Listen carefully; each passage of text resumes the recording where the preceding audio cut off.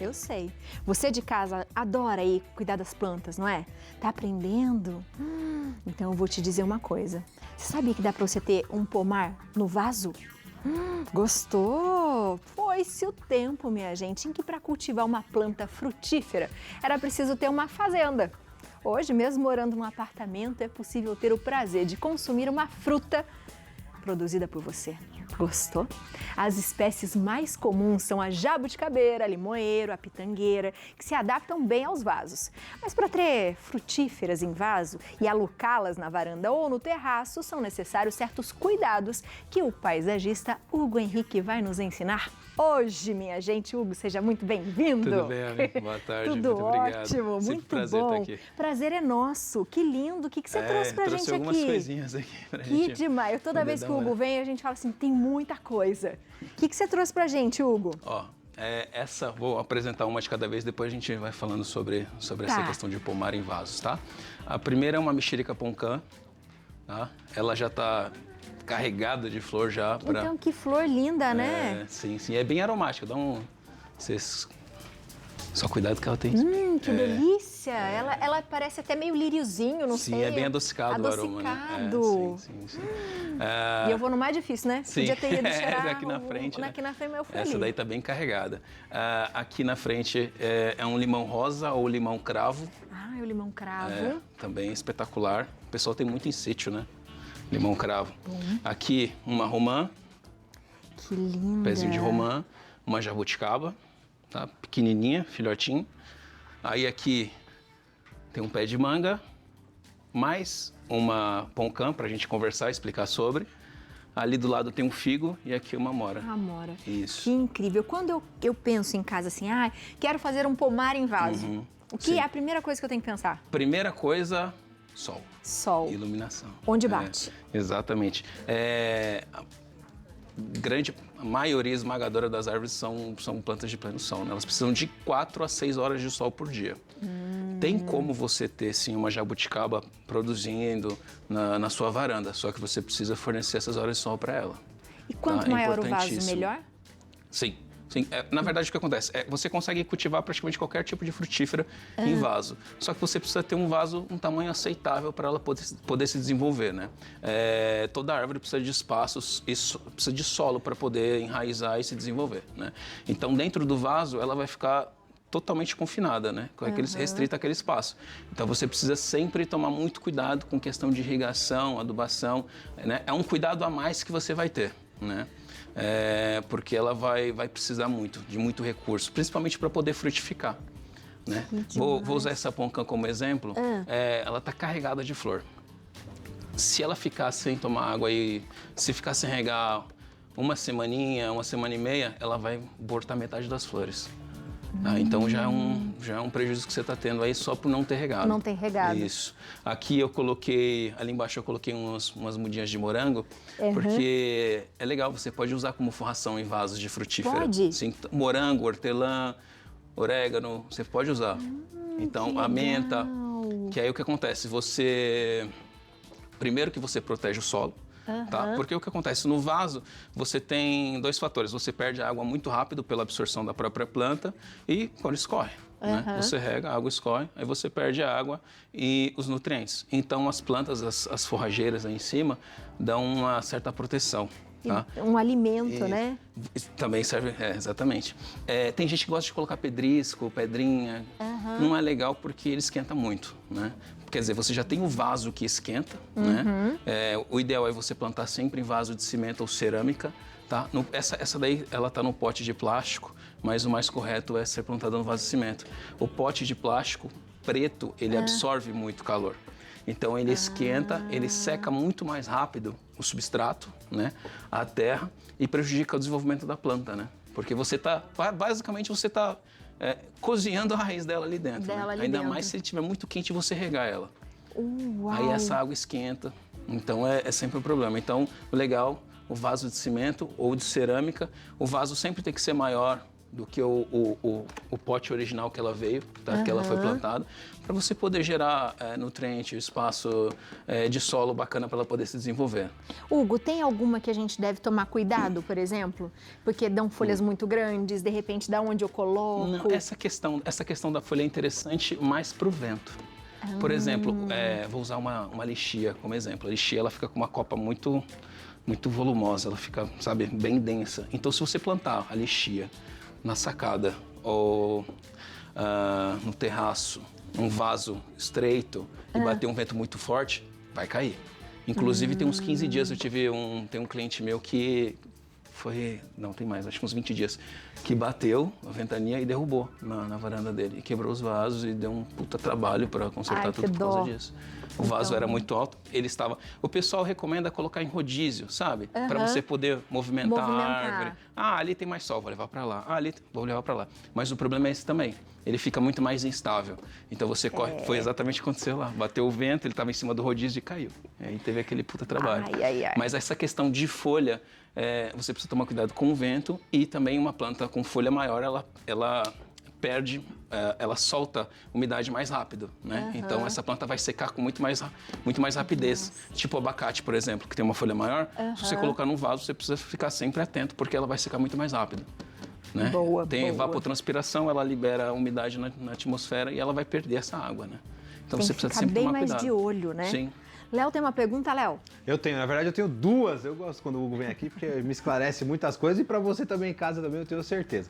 Bom, na base da planta, você falou das pedras que não é legal porque aquece demais.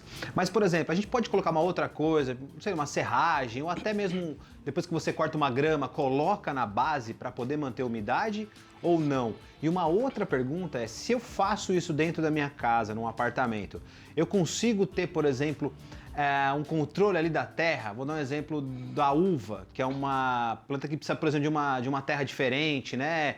Ela briga ali, uma terra mais seca. Eu consigo fazer esse controle dentro da minha casa? Eu consigo colocar qualquer tipo de planta num apartamento? Tá, vamos lá. Primeiro, você falou da serragem, inclusive eu coloquei alguns vasos aqui. A serragem, ela ajuda a manter a umidade. Tá? Serragem, casca de pinos, aquela casquinha que o pessoal usa geralmente o substrato para orquídea e tal. Você pode estar colocando que ela vai ter um valor ornamental, vai ficar bonito, né? Esteticamente vai ficar interessante. Vai manter a umidade, tá? E com o tempo, como é um produto orgânico, ela vai se decompor e vai gerar nutriente, vai virar adubo ali para a planta, né? Também protege bactérias que fazem todo o processo de decomposição da matéria ali e auxiliam fornecendo nutrientes para a planta, né? Então é legal, você mantém úmido, é legal. Só a pedrinha que é bonito, eu confesso que tem muita gente que gosta de pedrisco, né? Mas você tem que levar isso em conta, tá? E em relação em casa, tem que levar em consideração aquela questão do sol. Do sol. Tá? Esse é o maior fator. Tá? Você consegue controlar a rega sempre. Se é uma planta que requer menos água, você vai dosando ali, vou regar uma vez por semana. Essa precisa de mais água. Por exemplo, jabuticaba. Interessante é você manter ela com uma rega frequente, que ela produz 2, 3 vezes por ano. Então ela vai estar sempre produzindo porque ela é uma planta que precisa de muita água. Tá? Além da água, obviamente, tem a questão dos nutrientes, né? Que você precisa sempre fornecer a adubação correta para a planta, para ela poder sempre florescer e frutificar. Tá? No caso, para a frutífera, você pode trabalhar com adubo químico granulado, né? Geralmente você usa o 4-14-8. 4-14-8 é nitrogênio, fósforo e potássio. Então, a maior concentração que a gente tem nesse produto, que é o 14, é o fósforo. Ele estimula a florada e, posteriormente, a frutificação. Tá? Só que tem algumas coisas que a gente precisa sempre tomar cuidado. Por exemplo, esse galho dessa poncã, você imagina esse galho dessa espessura com 10 frutos pendurados nela. Então, uma poncã desse... Exatamente. E aí? Então, aí que tá. Aí a gente tem que ir lá com todo o carinho do mundo e arrancar as flores. Arrancar as flores. É isso que eu ia perguntar quando chega nessa hora de eu estar vendo. O pezinho tá cheio, né? Quando a gente fala, o pezinho tá cheio, vai quebrar. E aí também tem essa coisa de colocar, por exemplo, igual você fez aqui, ó, pra ela crescer certinho. Sim. Isso aqui, no caso, o tutor. O tutor, ele é interessante primeiro por conta do vento. Esse limão cravo, ele tem um tutor. Você tá vendo? Isso aqui é uma muda enxertada. Aqui embaixo a gente consegue enxergar direitinho. Essa parte de baixo aqui, quer ver? Eu vou te mostrar. Deixa eu pegar essa daqui. Aqui, gente. Olha, abre. Aqui, ó. Essa parte mais grossa é o cavalo, né? Que é uma planta que provavelmente ela foi plantada de semente. E geralmente para cítrico deve ser um limão-cravo, que é uma planta com raiz mais vigorosa, mais resistente. E essa parte de cima é o galho de uma mexerica poncã.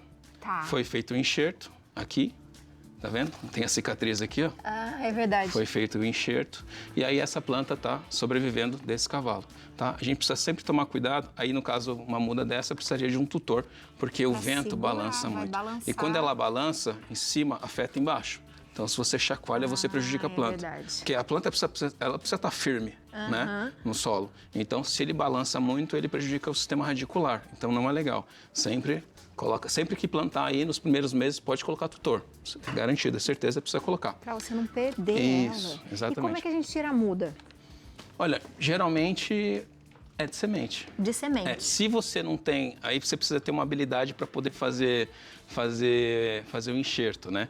Mas geralmente de semente. Eu recomendo comprar uma muda já produzindo. Né? Essa muda aqui, já produzindo, ela vai levar até o processo o tempo de plantio e a adaptação da planta, ela vai levar 1 ano e meio, 2 anos para produzir, para poder dar em casa. Se fosse de semente, ia ser pelo menos 5 anos.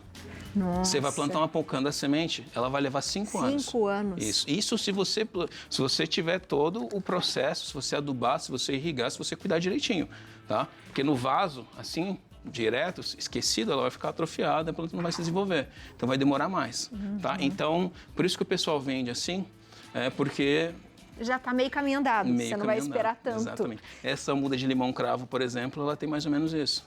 Ela tem uns 2 anos plantada já após o enxerto e ela já está produzindo. Ela tá linda. Léo, tem perguntinha de WhatsApp? Vamos fazer? Temos pergunta de WhatsApp. Vamos ver. Rosane, gostaria de saber se pode colocar pó de café na terra das plantas. Obrigada. Obrigada, Rosane. E aí, Hugo? Pode sim, só que assim, é um produto que está in natura. Então pode ser que ele atraia algum tipo de inseto, mosca. Então se você for colocar, o correto seria passar por um processo de compostagem. Se não tem esse requisito, então você enterra ele. É a mesma coisa que você vai fazer com cascas, casca de fruta, folha de hortaliça, casca de ovo, a borra do café, enterra ele, tá? Arruma um cantinho para enterrar e esse produto vai ser decomposto e aí sim a planta vai poder aproveitar os nutrientes dele depois, tá? Então tem que evitar de colocar puro assim. Senão a gente vai ver aquele monte de mosquitinho depois. Isso, em casa. O que mais que você vai contar pra gente aí? Vamos lá, eu tenho uma muito legal, eu vou até colocar aqui em cima pra gente conversar sobre ela. O figo, vai sujar a mesa. Não tem problema. O figo, ele é uma frutífera, ele é feito de estaca. Então, foi retirado um galho da planta mãe e esse galho ele ficou na água um dia para poder ficar úmido, né? E depois foi colocado no substrato. E aí, a partir daí, ele já vira uma planta nova, é um clone.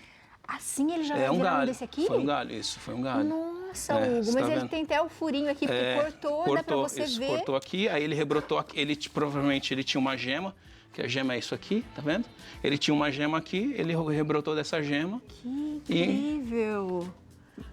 Cresceu e soltou o fruto, tá? Que lindo! Tem uma curiosidade muito legal sobre o figo, é que o polinizador natural do figo é uma vespa. Ah, é? É uma vespa, não é uma abelha. Porque acontece? O figo, ele é uma infrutescência. Quer dizer o quê? Essa cápsula aqui do figo, isso daqui, essa estrutura, não é o fruto está aqui dentro. Então, quando ele está na fase de flor, antes de fechar, ele é como se fosse uma cápsula em formato de pera. E a vespa entra lá dentro. Quando a vespa entra para poder polinizar, ela perde as antenas e as asas. Então ela morre lá dentro. Então ela vai entrando, vai passando pelas flores, ela perde as antenas, ela perde as asas, ela não consegue sair mais. Então se esse fruto ele foi fecundado e está aqui, é porque aconteceu isso. E ela está aí dentro? Sim. E aí o que acontece? O figo, né? ele tem uma substância que ele decompõe totalmente a vespa, o inseto. Que demais isso! Só que assim, a vespa precisa do figo para poder, porque ela entra para, além de polinizar, né, que essa é a parte que ela faz a favor do figo, mas ela bota os ovos dela lá dentro. Olha, entendeu? que demais. E aí, conforme ela vai passando, ela vai encostando. Aí, dentro do fruto tem as flores, flor macho, flor fêmea. Ela vai passando e vai misturando o pólen. Tá? Ela bota os ovos lá dentro. Aí, primeiro, eclode o ovo da vespa macho. E aí, ele não tem asas. A função dele é abrir o fruto, que ele tem umas presas. Então, a função dele é abrir o fruto, passar por ela, para abrir caminho para as fêmeas, que têm asa, já carregando o pólen e dar continuidade ao ciclo. E aí o macho, depois que ele fecunda a fêmea, ele cai e morre no chão. Uau, gente, Então, a quer dizer, natureza é muito perfeita. perfeita na sua complexidade, né? Porque isso daqui, quando eu vi, eu falei, nossa, é muito impressionante. E aí ela decompõe, aí a própria planta decompõe a vespa.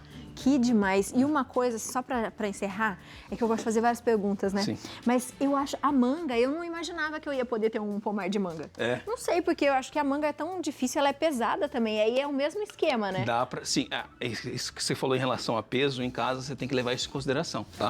Já que a gente tem que trabalhar com vaso de cimento que vai à terra, e você tem que também pensar no peso da planta quando ela estiver crescendo dentro da sua varanda. Então, quer dizer, se você vai plantar um vaso de 100 quilos, daqui a 5 anos pode ser que ele pese 200, 300 quilos. Então, você tem que levar isso em consideração, tá? E manga é uma planta mais adaptada a clima quente. É uma das coisas, é um dos fatores que você precisa sempre ter ciência de que se você pegar uma planta de clima quente e plantar aqui em São Paulo, não vai dar certo. Não vai dar certo. Se você pegar caju, o pessoal gosta, né, de trazer caju, não dá certo. Né? Por exemplo, eu estava conversando agora sobre biú, né? Biú não é muito frio. Aí, pera, maçã, o figo, são frutas que vão perfeitamente bem. Agora, se você trouxer um caju, uma siriguela, até o próprio pé de manga, não vai. Então, quer dizer, isso é importante. em casa, em Biúna, tinha um pé de siriguela gigantesco, gigantesco. E ele dava 4, 5 frutinhas. Então, quer dizer... Ele até que deu uma fruta. Mas aí não ajuda ninguém, né? Que demais, Hugo. Muito obrigado. Seja sempre muito bem-vindo à nossa casa, viu? Um dia a gente podia combinar de ir lá na casa do Hugo, porque se aqui ele já traz tudo isso aqui, imagina na casa dele. Sim, tem bastante coisa. Pode ser? Pode. Aí a gente faz um mão na terra lá. Sim, pode ser? Pode, vamos combinar. Ó, demais. Já convidei a gente para ir na casa dele e já sei. Então aproveita você de casa. Ficou com dúvida? Eu sei que vocês mandam. Você viu como bomba? Quando você vem aqui, o pessoal faz um monte de pergunta, curte. Então continue que a gente fica feliz, viu? Ó, Jardinista Urbano tudo junto. O WhatsApp é o 11 99334 9525. Bom demais, gostou, Léo? Aprendeu? Demais, né? Ó, eu vou na casa do Hugo e vou levar um doce de figo ainda, porque eu adorei a história. Muito legal, viu?